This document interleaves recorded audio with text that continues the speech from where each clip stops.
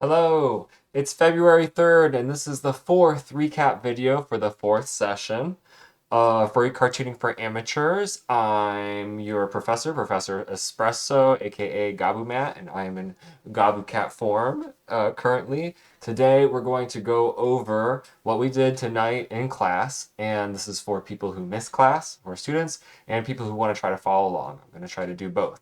So, tonight we covered copying on note cards, and we also covered our own version of the six different species meme. The six different species meme that's popular a few years ago. So let's get into it. I'm going to switch the camera to the document camera. So let's do this. The one eye stare. Oh, here we go. Okay. So first we did our warm up, which I think we should have done the homework review first and then the warm up. So maybe I'll start doing that starting next week, week 5. But our warm up was another attendance card, Linda Berry style. Today's prompt was draw yourself eating a very large sandwich. Let's see if we do this. Yes. So 3 minutes, draw yourself eating a very large sandwich. Before you start the timer, of course, you do the border, the frame. That's where the magic happens, inside the frame. Your class name in the top left, the date at the top right. And yeah, draw yourself eating a very large sandwich for 3 minutes. Do not stop drawing until time is up. This is just a warm up and get into the image. Okay, so that was the first thing we did. And then the next thing we did was I gave the results of our homework, optional homework this week, which was Art Fight Battle Royale. So everyone was able to attack each other in the Discord who were participating with their ref sheet from last week. And yeah, then I did a little montage of all the drawings that were made over the course of the week. It was wonderful. Good job, everyone. That was really cool. I'm not going to share it because we don't share other people's classwork outside of class.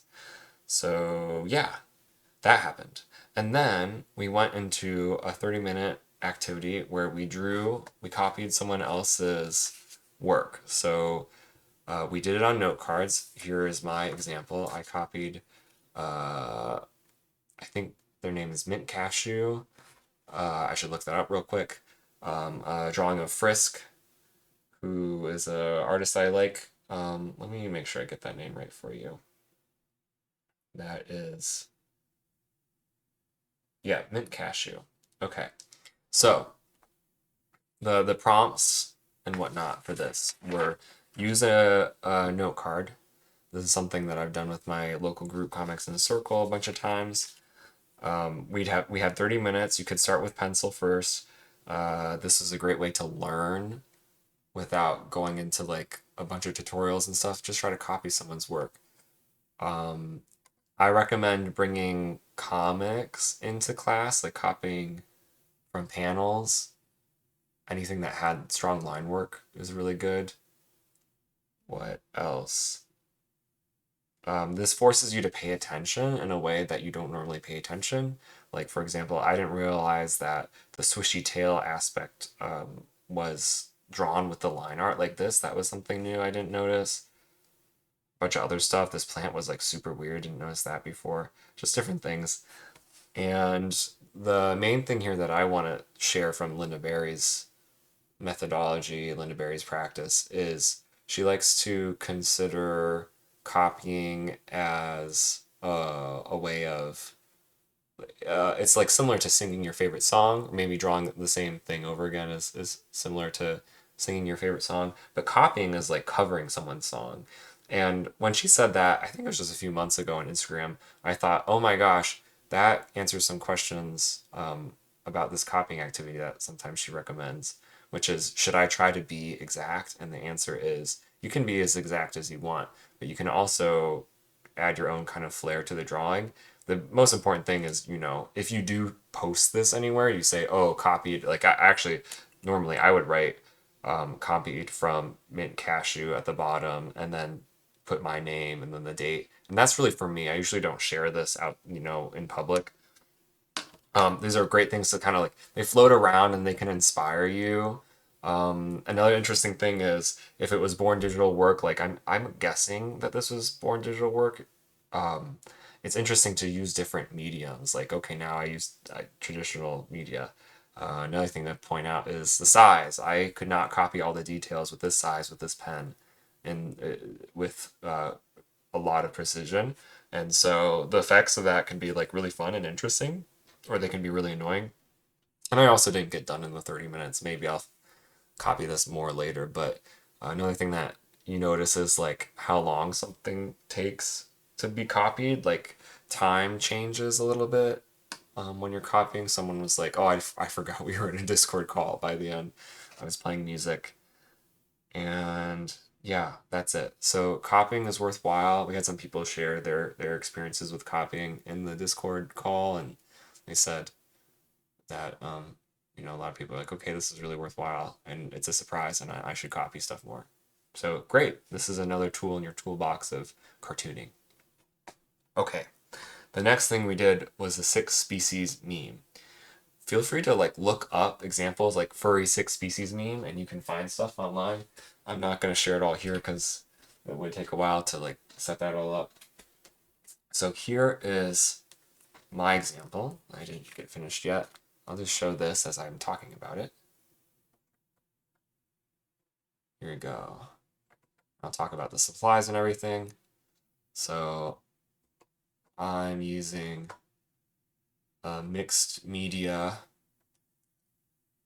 Let's do that. A mixed media notebook here. So, but let me talk about the origins of this meme. So this started a few years ago. The original template was by aire here. And it was a little bit different sized, and people would ask other people to give them 6 species online, and then you would start that you as the drawer would draw those 6 species however you want.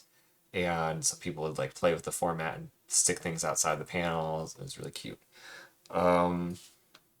The setup for this is no, let me go over supplies first. So this is our first like attempt at using the quote unquote nice mixed media paper.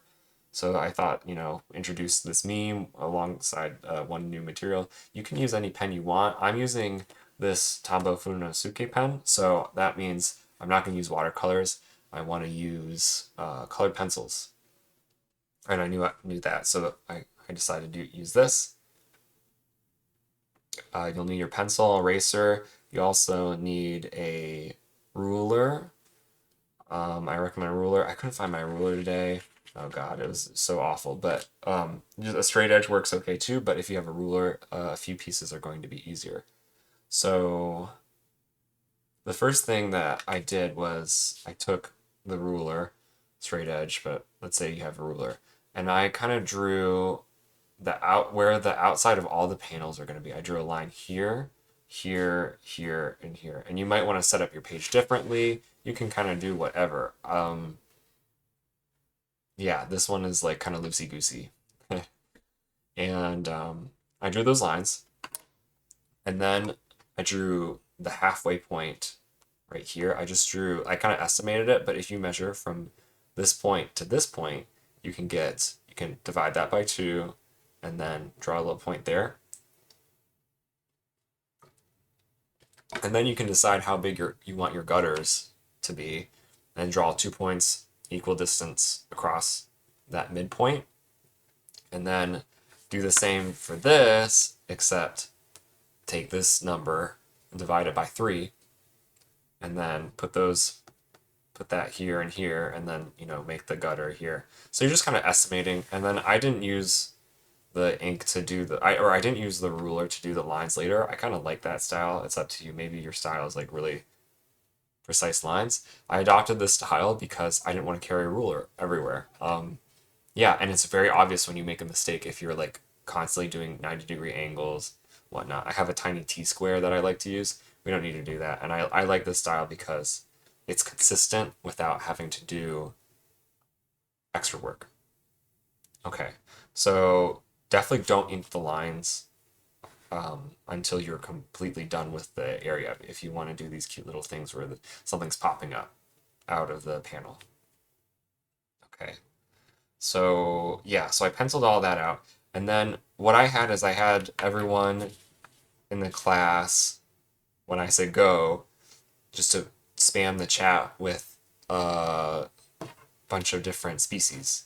So people did that, and I also have these for you. So maybe you see a species here that you want to include in any way. I'm not gonna like really sort through here, but some ideas for you. And then my one request was that if you can, try to draw yourself as the fantasy species skiltaire, because of a special request that happened during I should back up. Uh, let's see here. So the skiltaire, which I shared examples of in the class Discord, but you can look it up. Let's make sure I get the spelling right. Skiltaire is invented by Mark Rolino / Cy Sable, who is one of the founders of the fandom, uh, alongside Rod O'Reilly, his partner, and some other people. But Cy Sable passed away a few years ago, and it was a really big deal. And he's like a major factor for organizing the first furry convention and organizing different fanzines and stuff like that. So APAs. So, anyways, this species is a fantasy species that he created, and Vincent Mink then was at Furry Studies this past year as the keynote speaker and said, "Oh man, I uh, wish skiltaires were as popular as and as well known. I'd say I think he said well known as protogens." And I was like, "Yeah, I wish so. I wish that too." And I'm gonna write that down and remember that for my class. So, anyways, I'm gonna share like a quick in the description below. I'm gonna share a quick description of what the skiltaires are that I found just on Fur Affinity today as a comment that was left. There was a comment left on one of Cy Sable's art pieces of skiltaires that was like, "Hey, I'm new to the fandom. What is this?" And it was like this really quick summary that I really liked that included their origin story, and I don't want to read it out loud here. So I'll link that below, or I'll write it, I'll copy it out below so that you have an idea and look it up. I highly recommend that you draw yourself as a skiltaire in this exercise.